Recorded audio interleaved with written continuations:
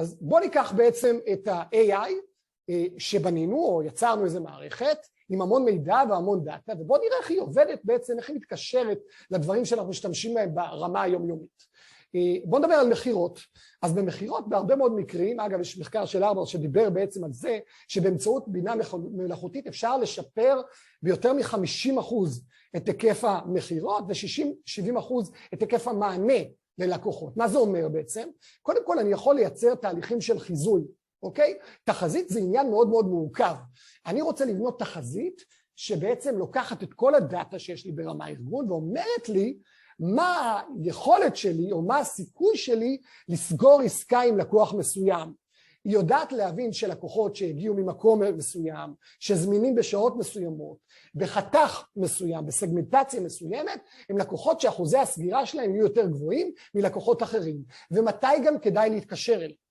זאת אומרת, מערכות כאלה יודעות גם לנתח ולדרג את היקף הלידים, היקף השיחות הנכנסות, היקף האנשים שמשאירים פרטים. הן יודעות לייצר מה שנקרא תיעדוף. תחשבו על צוות מחירות מאוד מאוד גדול, או אפילו אתם יודעים מה, בוא נאתגר, צוות מחירות קטן, אוקיי? משאב אנושי מצומצם, ואנחנו רוצים שיתעסקו בהרבה מאוד פניות. איך לתעדף את הפניות? איך ליצור מצב שצוות המחירות לא מרגיש מיואש ומתוסכל, שהוא בעצם נתקל באנשים לא רלוונטיים, או בפניות שהוא לא יודע מה לעשות איתם. אז אחד מהכלים האלה בעצם, אחד מהשיטות שהיה יכול לעזור לנו, זה בהקשר הזה. בנוסף כמובן תחשבו על תהליך שאתם מתחילים מחירה, או מגיעים למעמד המחירה מול ספק, איש מחירות, מערכת כזאת או אחרת, ואתם מתחילים אותה עם בוט, שלומד להבין את הצרכים המדויקים שלכם. ומשם הוא יכול גם לחבר אתכם לאיש המחירות הרלוונטי, שייתן לכם את ההצעה הכי מותאמת. אז בהקשר הזה אנחנו יכולים לראות באמת את ההשפעה של בינה מלאכותית על עולם המחירות. שיווק, אוקיי? שיווק זה משהו שאני מתעסק בו המון שנים. אחד מהדברים המרכזיים שאני אוהב לעשות בהם כשאני עובד על כלים של בינה מלאכותית, זה כל הנושא של פרסונליזציה, התאמה אישית, חוויה אישית. בינה מלאכותית יכולה לתת לי, באמצעות כלים או נתונים שאני מזין פנימה, להבין איזה סוגי אינטראקציה בתוך האתר שלי לצורך העניין, עובדים יותר טוב מאינטראקציות אחרות. איזה תמונות הביאו ליותר קליקים. איזה תצורה של אתר מביאה לאנשים לשעות פרק זמן משמעותי יותר בתוך האתר. היבטים דמוגרפיים, התנהגותיים, דברים שבעבר לא הייתי יכול לקבל עליהם מענה, היום אני יכול להשתמש בהקשר הזה. גם הודעות שמותאמות אישית. אני יכול לייצר הודעות שמתבססות על התנהגות ספציפית של אותם לקוחות קצה או לקוחות פוטנציאליים, ולהגיע להם בצורה ממש מדויקת. אני יכול לצורך העניין לסרוק המון אתרים שונים, לזהות מוצרים בולטים באותם אתרים, והמערכת רואה את התמונה, אומרת לי איזה מוצר מופיע באותה תמונה, ואני יכול לקבל מפה באמת החלטות מושכלות, באיזה מוצרים כדאי לי להתקדם, ביחס למה שהמתחרים שלי עושים, אוקיי? זו דוגמה באמת קלאסית. עוד דוגמה, הנושא של SEO, אופטימיזציה למנועי חיפוש. אם אני רוצה לקדם את האתר שלי באופן אורגני, באופן טבעי, המערכת הזאת יכולה לתת לי כל מיני המלצות לביטויים, לטקסטים שאני רוצה לכתוב, שאני צריך לכתוב בתוך האתר, ניסוח שונה, כל מיני נפחי חיפוש, זאת אומרת פוטנציאל של קהלים מסוימים להגיע אליי. קהל מסוים יחפש X, לעומת קהל מסוים שחפש Y. הקהל שמחפש X, אחוזי הסגירה שלו יותר גבוהים מקהל שמחפש Y. אוקיי? זו דוגמה קלאסית לאיך בעצם AI יכול לעזור לי בהיבטים של שיווק ופרסום. שירות לקוחות. טוב, שירות לקוחות, כולנו מכירים את זה, כי כולנו מתמודדים עם שירות לקוחות. אוקיי? אז אנחנו היינו רוצים, אם יש לנו חברה וארגון משלנו, שהשירות לקוחות שלנו יהיה הכי טוב שאפשר. מה זה אומר הכי טוב? יעיל, מהיר, מסודר, אמין. מה שהיום מערכות של בינה מלאכותית בשירות לקוחות יכולות לעשות, הן ממש פועלות כסוג של סוכני שירות.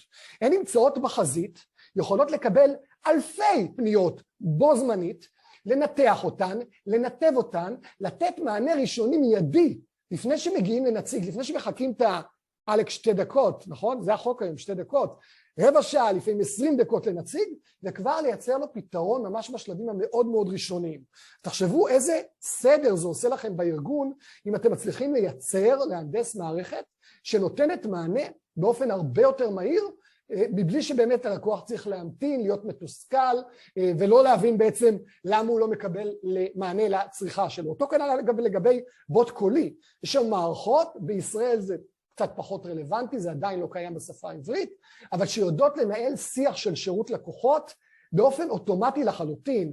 כלומר, אני כלקוח מתקשר ומקבל שירות לקוחות קולי מבוט, שממש יודע לענות לי על שאלות. אגב, בישראל יש מערכת דומה, יש כמה מערכות, יש מערכת אחת מאוד מאוד גדולה, אני לא אנקוב בשמה, שיודעת למכור באמצעות כלים כאלה, היא יודעת ממש לנהל שיחת מחירה, להציג את המוצר, לשמוע מה הלקוח אומר, לנתח את זה, ולייצר משם שיח חדש. אז גם זה קיים בשירות לקוחות, עדיין לא באופן משמעותי בשפה העברית, אבל אנחנו כבר שם.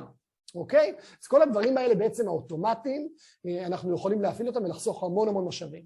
אותו כנ"ל לגבי חשבונאות או תהליכים של כספים, ואני אראה פה בהמשך מערכת לדוגמה שעושה בדיוק את זה. כל הנושא של פעולות שחוזרות על עצמן, רישום נתונים, סוגי עסקאות, הזנה של חשבוניות וקבלות, הדברים האלה יכולים להתבצע באופן אוטומטי על ידי בינה מלאכותית. אחד הכלים שאני אראה היום בהמשך זה כלי שיכול לצבור את כל החשבוניות שלי בצורה נכונה, להעביר אותו באופן אוטומטי לרואה חשבון, אבל באמת להבין מהי חשבונית, ומהם סוגי החשבוניות שאני רוצה להעביר לתיקייה X, לעומת חשבוניות שאני רוצה להעביר לתיקייה Y.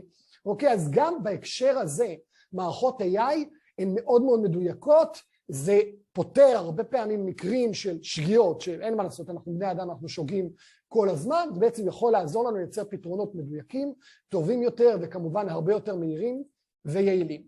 משאב האנושי, כל מה שקשור למשאבי אנוש, אנחנו יודעים שהקורונה שיבשה לחלוטין, אני לא אגיד שיבשה, היא יצרה גם המון המון יתרונות בהקשר הזה של ניהול כוח אדם, ניהול המשאב האנושי, כל הנושא של ניתוח פרופיל מועמדים.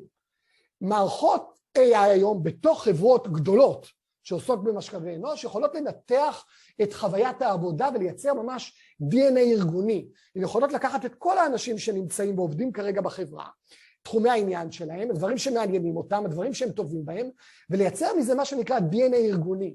ועד כשבאים לשווק, אוקיי, זה כבר תהליכים של מיתוג מעסיק, אולי ניגע בזה בהמשך, שבאים לשווק את המשרות, את החברה למועמדים, יודעת גם לחבר למועמדים עם DNA רלוונטי. זאת אומרת, המערכת גם סורקת את קורות החיים של אותם מועמדים, היא גם יודעת לייצר DNA פנים ארגוני, והיא יודעת לעשות מה שנקרא את המאץ', את החיבור. היא יודעת גם לייצר מה שנקרא רשתות פנים ארגוניות. תחשבו על זה שיש לכם ארגון גדול, יש בו המון המון אנשים, לכל אחד יש את היתרונות, את החוזקות שלו. מערכת כזאת שמבוססת AI יכולה לנתח את הרשת ולהבין מי הם המיקרו משפיענים ברמה הארגונית. אנשים שבארגון יכולים להביא לי לתפוצה רחבה יותר של המוצרים והשירותים שלי. אנשים שיכולים לקחת חלק בתהליך קבלת ההחלטות שאולי אני מפספס אותה. אז מערכות בינה מלאכותית לוקחות את כל המידע הזה הפנים ארגוני ויודעות לייצר ממנו תוצרים רלוונטיים.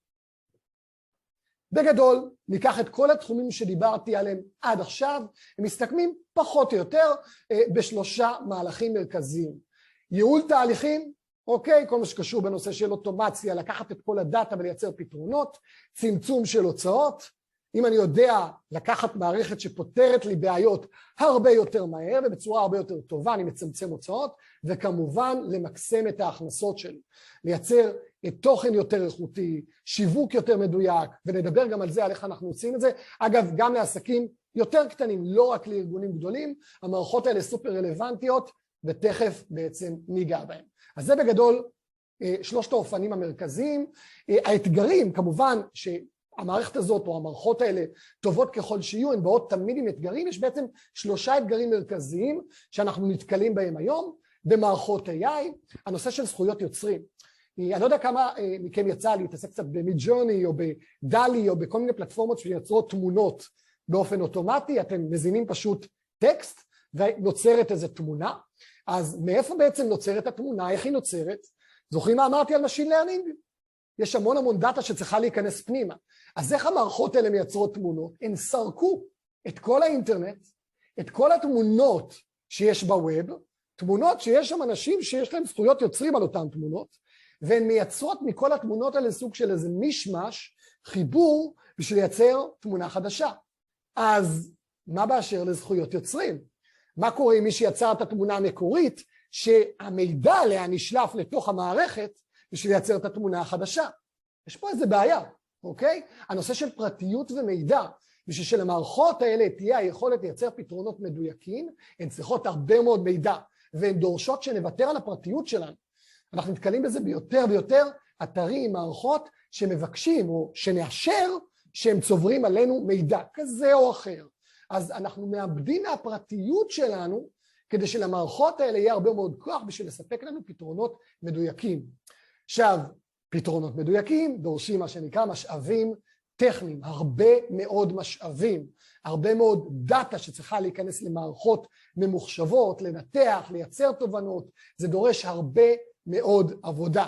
אוקיי? אז אלה שלושת האתגרים המרכזיים, יש כמובן עוד אתגרים נוספים, אבל אלה אתגרים מרכזיים שאנחנו יודעים ורואים ומזהים בעצם בעולם הזה של AI.